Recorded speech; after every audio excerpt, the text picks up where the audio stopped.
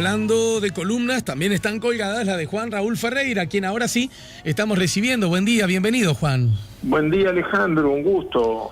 Bueno, un día muy cargado de recuerdos, ¿no? Antes de ir a eso, como estoy hablando con una persona, un convaleciente que aún está internada en un sanatorio, la pregunta de rigor: ¿cómo estás? ¿Cómo amaneciste? ¿Cómo te sentís? ¿Cómo viene la cosa? Y si tenés datos más firmes, más concretos acerca de el alta. Sí. Afortunadamente sí. Ya me quitaron la sonda, la vía, etcétera. Estoy tratando, dentro de lo perezoso que soy, de hacer un poquito de ejercicio, caminar en el cuarto, etcétera. Y en principio yo permanecería hoy simplemente en observación para ver cómo evoluciona todo después de concluido el proceso médico, y si Dios quiere, bueno, no sé con exactitud, pero yo me imagino que mañana de tarde, a más tardar, ya me estarán dando de alta. Así que el miércoles podré estar por la radio en vivo nuevamente. El fin de semana ya estarás en tu casa. Ya estaré en casa. El fin de semana largo también me ayuda a terminar de reponerme un poco. Pero bueno, es como el regresar a casa el 16 de junio. Pero bueno, esto de regresar a casa el 16 de junio, tenés cierta experiencia, ¿no? Sí, tengo cierta experiencia en regresar el 16 de junio a casa. Bueno, la otra vez no fue a casa, fue a un cuartel, pero bueno, a casa en el sentido de volver al país. Bien, en todo caso... Yo me imagino que, porque la gente tiene que pensar que para que hubiera llegada mañana, tenía que haber partida hoy, ¿no? Y ya desde hoy, yo pienso que minuto a minuto estaré recordando aquel día.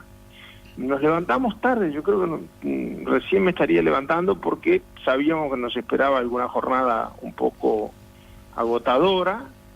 El día de hoy, el 15, fue un día lleno de conferencias de prensa, visitas, gente que iba a despedirse, y ya las primeras concentraciones de exiliados enfrente al hotel, gente que no iba a poder volver con nosotros. Y ya sobre las 5:30, 6 de la tarde, una verdadera multitud se había congregado, cada uno con su bandera, porque apoyar aquella jornada no era un acto de reivindicación partidaria. Nadie que fuera con su bandera sentía que tenía que dejar de pertenecer ni un poquito a ella. Yo creo que esa cosa, todos los años yo insisto en lo mismo, Alejandro, y tú me vas a perdonar, pero ese fue un hecho histórico muy importante, y una lección de un proyecto y un proceso inconcluso, muy doloroso que haya sido inconcluso.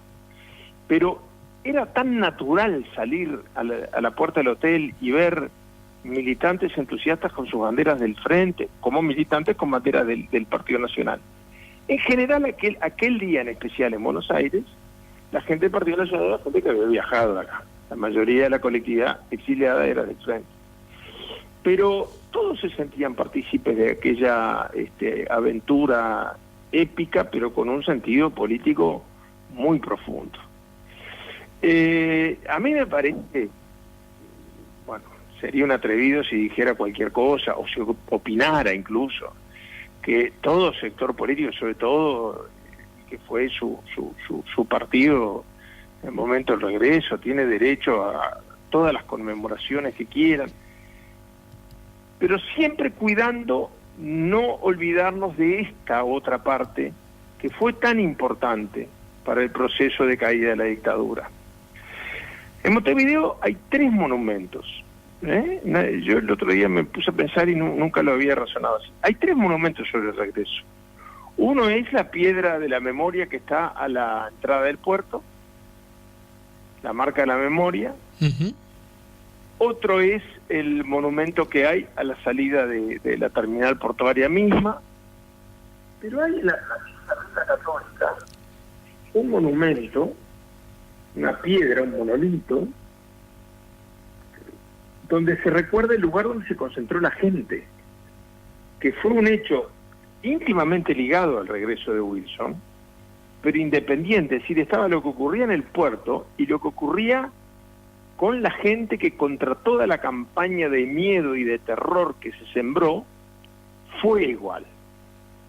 Y a eso, cuando digo la gente fue igual, no podemos olvidar porque es parte de la historia, que aquella convocatoria que desde Buenos Aires Wilson hace a que su recibimiento no fuera expresamente pedido así, un acto partidario, la gente respondió maravillosamente.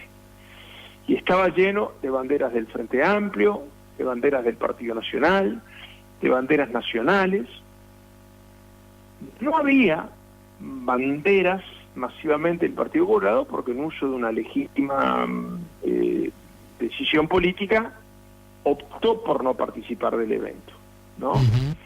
Pero eso también me obliga a recordar la figura de Maneco Flores Mora, ya con los primeros síntomas de la enfermedad que se lo llevó meses después, recorriendo arriba de un jeep toda la avenida Libertador porque quería que su vieja divisa, la del Partido Colorado, también estuviera presente, él acompañado de su hijo Manolo, que encabezaba un grupo en ese momento dentro del Partido Colorado.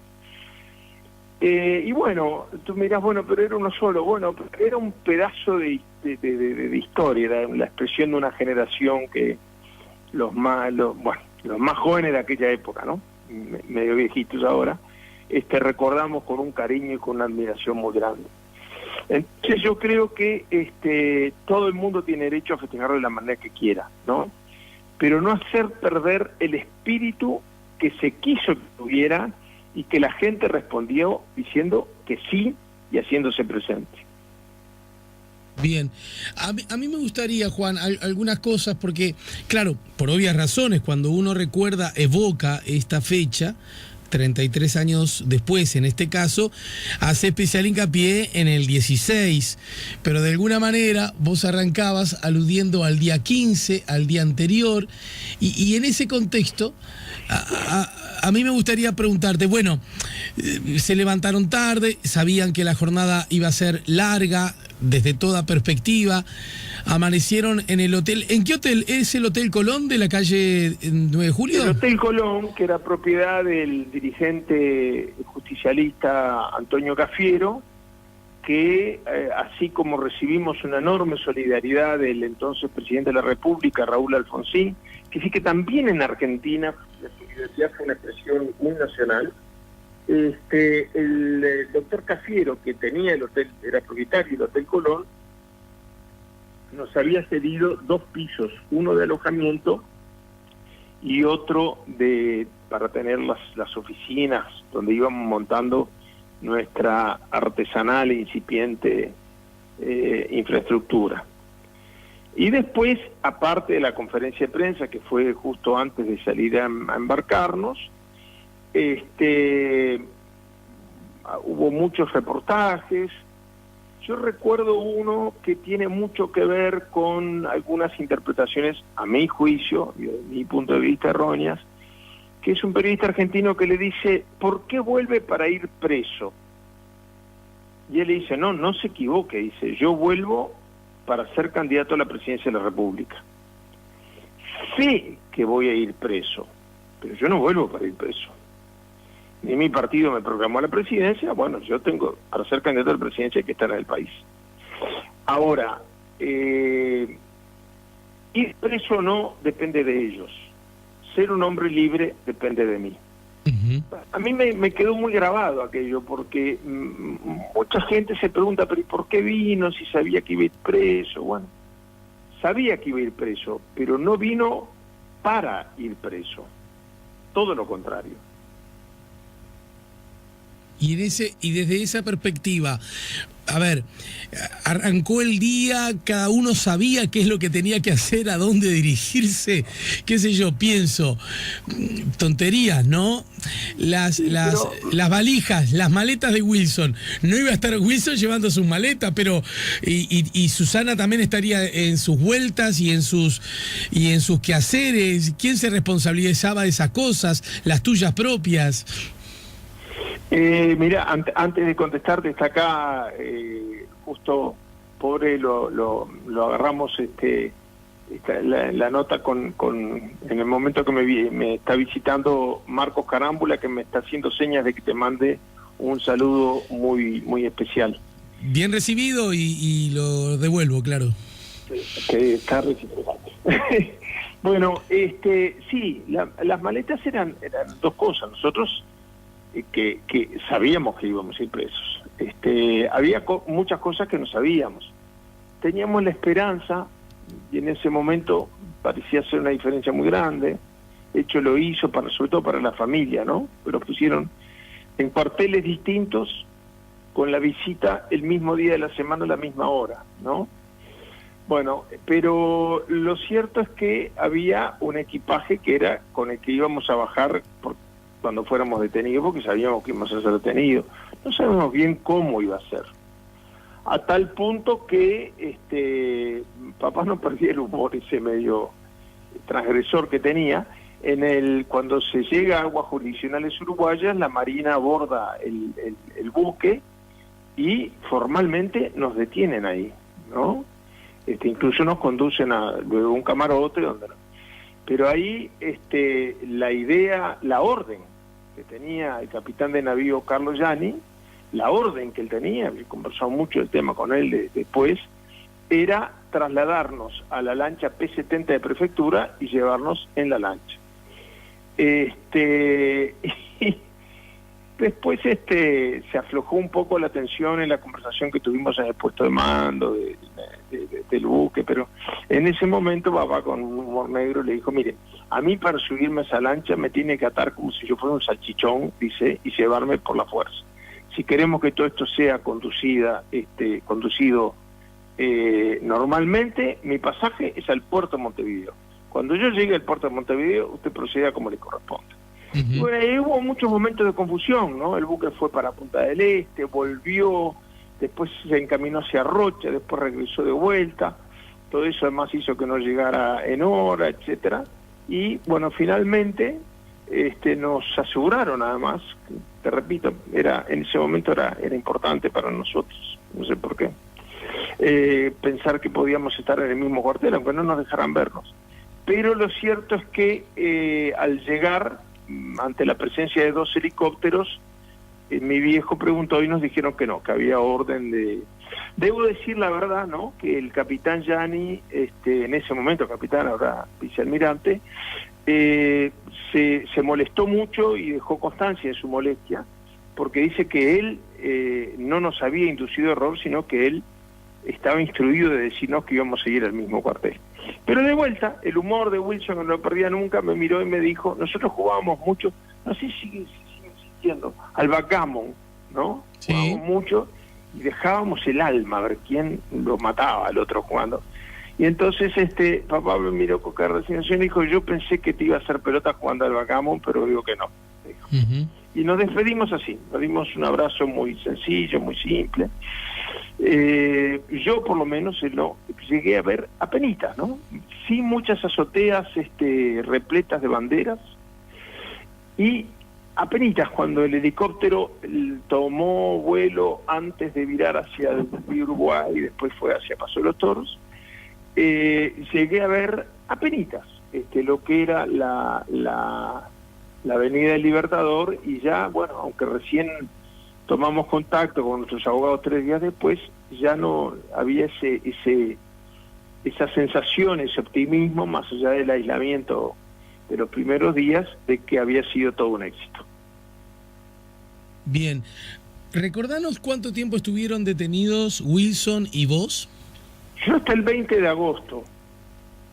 Y papá hasta el 1 de diciembre, que él siempre se quejaba de que por qué no lo dejaron 2 días más para disimular, porque esto fue el día después de las elecciones, ¿no? O 2 días después de las elecciones. Es decir, era una manera de evidenciar mucho que la elección estaba de por medio y no los crímenes que se le imputaban.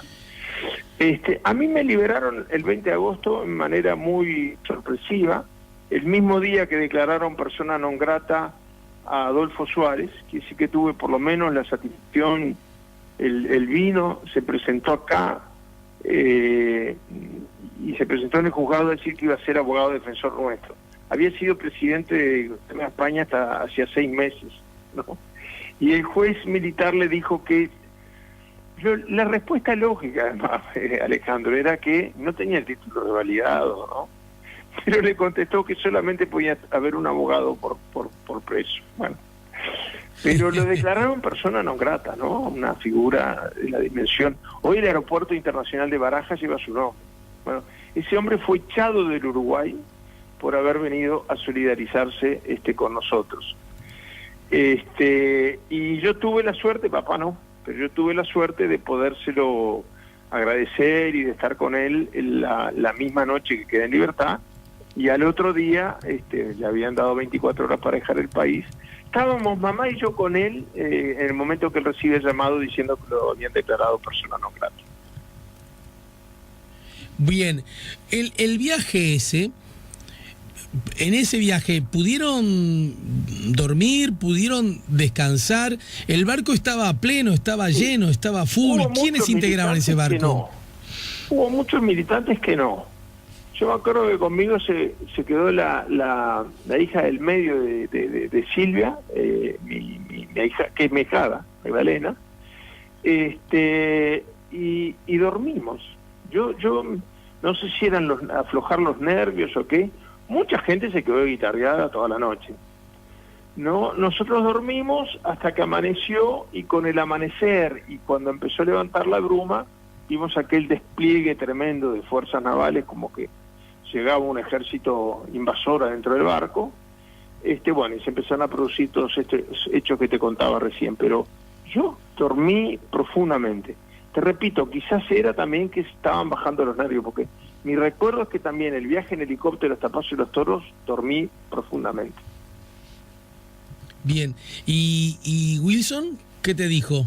Wilson estaría con Susana, obvio, ¿no? Nos encontrábamos en camarotes contiguos y nos encontramos al otro día de mañana, y él se había quedado con mamá había hecho eso, separado de los equipajes de ambos, de lo que se quedaba ella, pobre, y un bolso con lo esencial para ir al cuartel.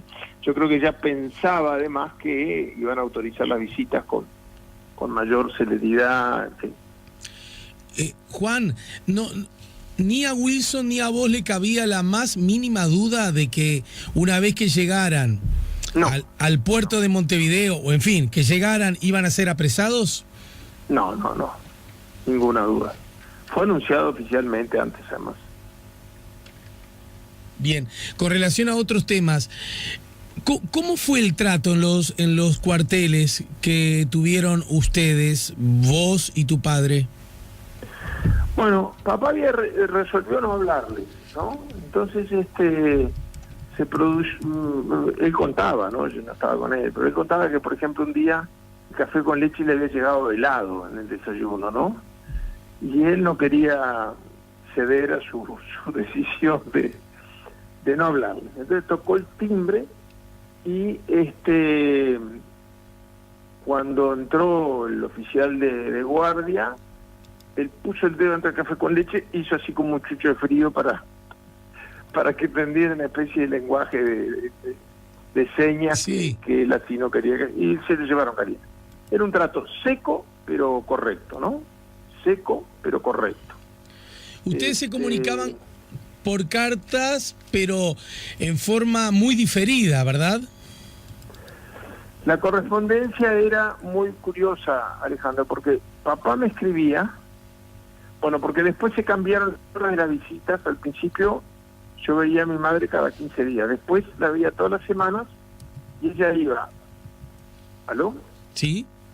Sí, ella iba a Trinidad, y de Trinidad iba hacia Paso de los Toros. Era un viaje, no había muchas rutas, etcétera, pero llegaba a tiempo para la visita y me traía una carta de papá. Esa carta era muy fresca, había sido escrita un par de horas antes de la visita. Porque, yo la contestaba. A ver, ayúdame a entenderlo, Juan. Recordemos, vos estabas en el cuartel de Paso de los Toros. Y tu viejo en Trinidad. Claro. Entonces mamá salía de Trinidad con una carta de papá para mí. Claro. Me la entregaba un par de horas más tarde. Porque recordemos, el día de visita era el mismo, ¿no? Claro. Y al principio la hora también. Después ajustaron para que se pudiera visitar, por lo menos una visita una vez por semana. Pero entonces yo toda la semana recibí una carta de papá con noticias y opiniones muy frescas, escritas antes. Las contestaba. Se las entregaba a mi madre la semana siguiente cuando ella ya había estado con mi padre.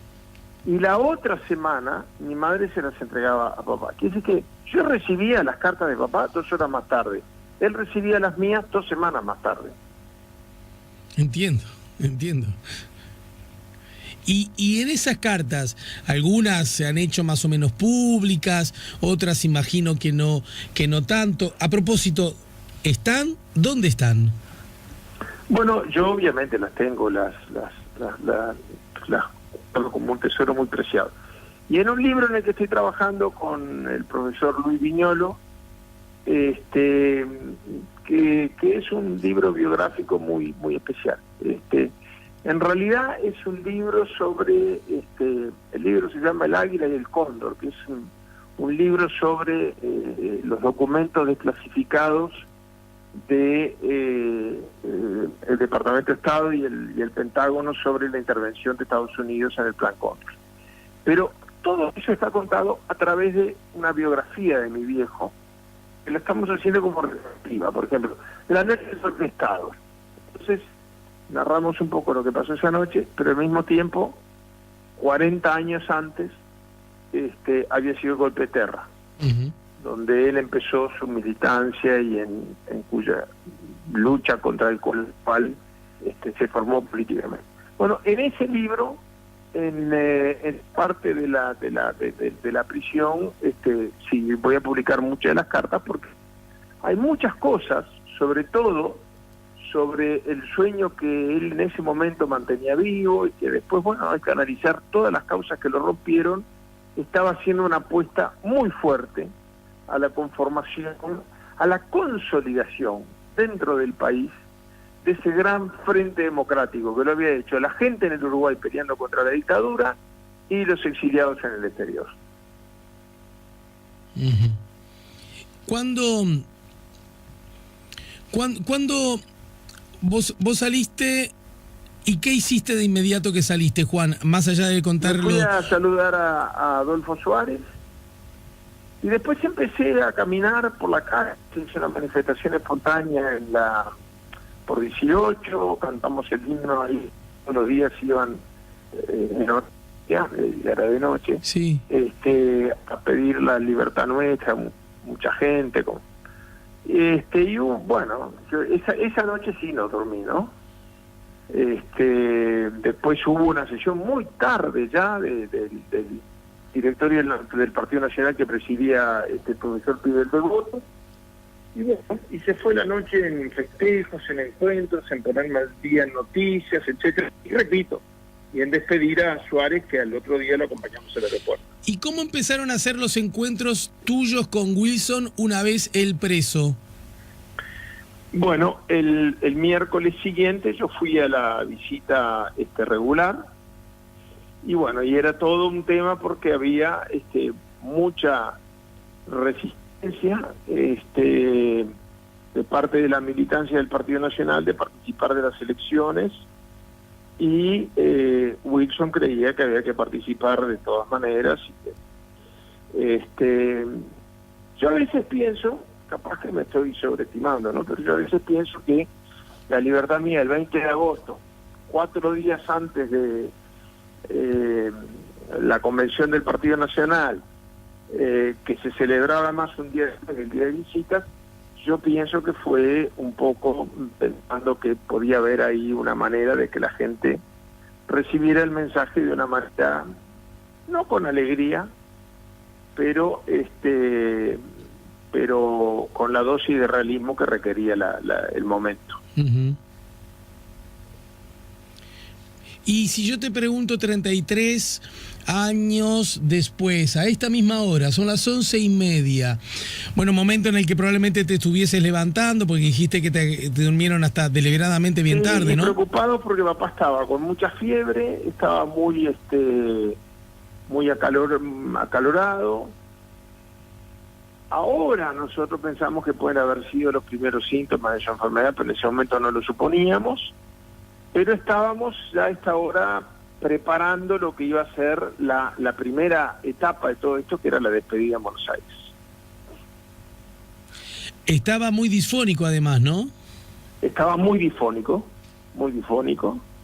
pero estaba exuberante de alegría, de optimismo, de emoción. Y sin perder el humor, ¿no? Se le despidió Alfonsín había salido el día antes de viaje a España y nos había invitado a cenar a la residencia de Olivos.